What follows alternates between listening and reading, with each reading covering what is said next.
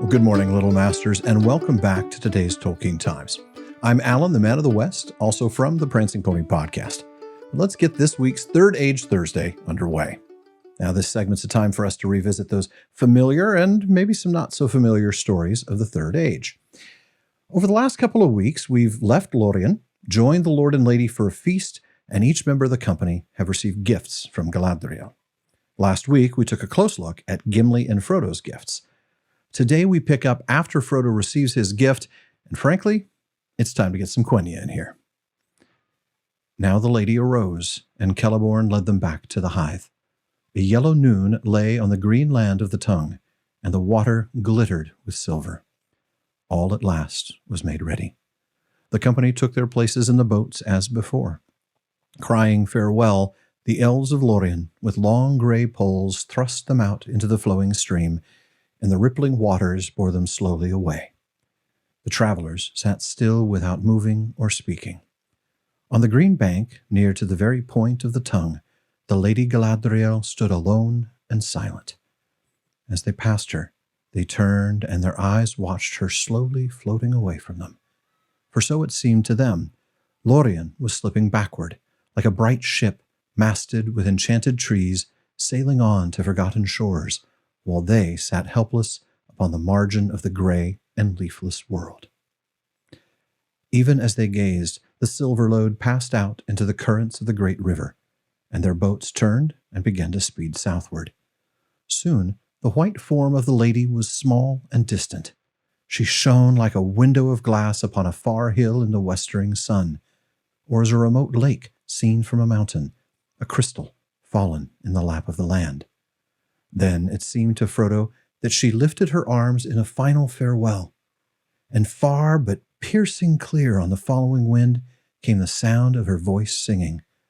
But now she sang in the ancient tongue of the elves beyond the sea, and he did not understand the words.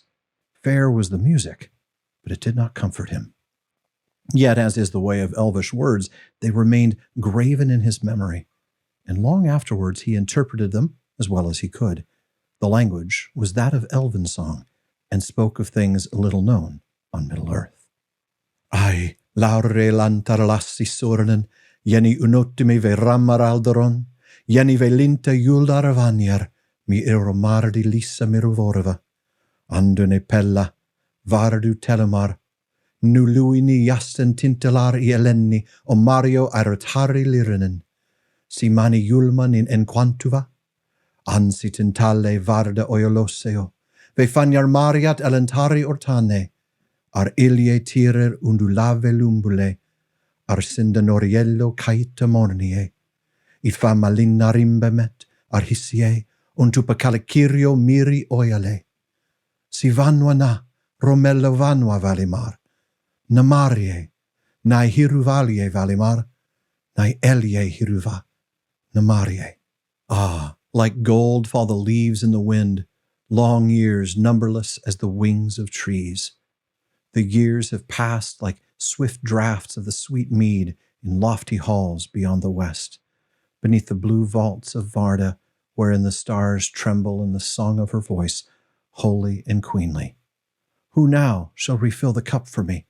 For now the kindler, Varda, the queen of the stars, for Mount Everwhite, has uplifted her hands like clouds, and all paths are drowned deep in shadow. And out of a gray country, darkness lies on the foaming waves between us, and mist covers the jewels of the Calikiria forever. Now lost to those from the east is Valimar. Farewell. Maybe thou shalt find Valimar. Maybe even thou shalt find it. Farewell. This is such a rich farewell, followed by one of the most beautiful and poignant bits of verse in all of Tolkien, Galadriel's Lament.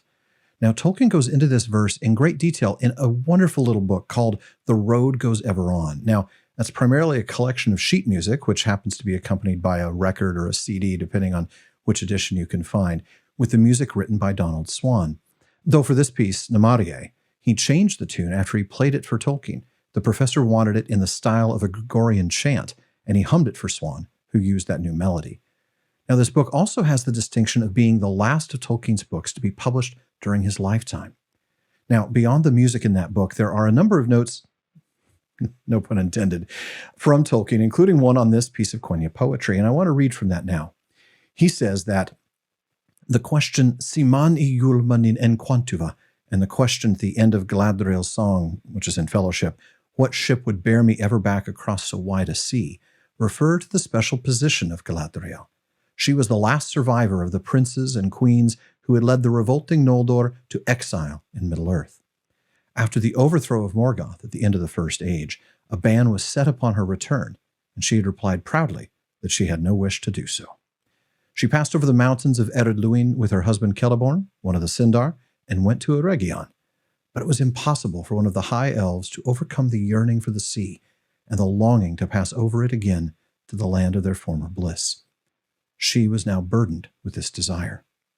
In the event, after the fall of Sauron, in reward for all that she had done to oppose him, but above all, for her rejection of the ring when it came within her power, the ban was lifted, and she returned over the sea, as is told at the end of The Lord of the Rings. So much on Galadriel there, and it is wonderful to see her rewarded. One last quick thing, though. He explains about that last line, maybe thou shalt find Valimar, maybe even thou shalt find it, that they express a wish or hope that though she could not go, Frodo might perhaps be allowed to do so. Nigh is literally translated as be it that, and Tolkien expresses rather a wish than a hope, and would be more closely rendered, may it be that thou wilt find, than by maybe. Just lovely. She's not saying that there's a chance he'll find it. Maybe you'll find it. She's saying that she wishes that he will find it. Now, we'll move on to another part of the Third Age next week, after spending 3 straight weeks trying to get out of Lórien. In the meantime, if there's a bit of the story you'd like me to read and chat about, let me know by emailing bartleman@theprancingponypodcast.com.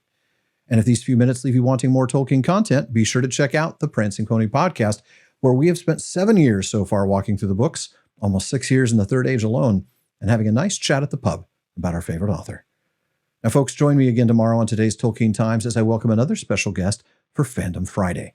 Please like and subscribe on YouTube and follow or subscribe on your podcast apps to make sure each episode gets downloaded to your device. Follow @Tolkien Times on YouTube, Instagram, Twitter, and TikTok. And as Faramir says, go with the goodwill of all good men.